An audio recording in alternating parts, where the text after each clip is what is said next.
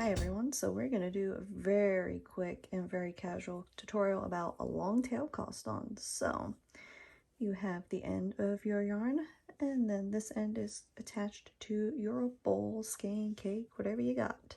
So let's make a slip knot.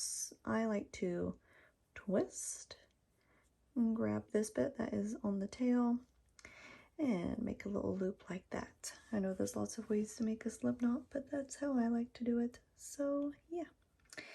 And we're going to put our needle in the hole and tighten that up. I have the shorter tail in the front, so it's next to me. And then I have the working yarn in the back.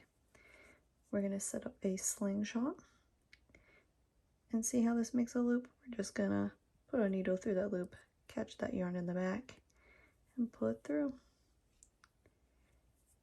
And it is as simple as that. I'm just going to go really slow,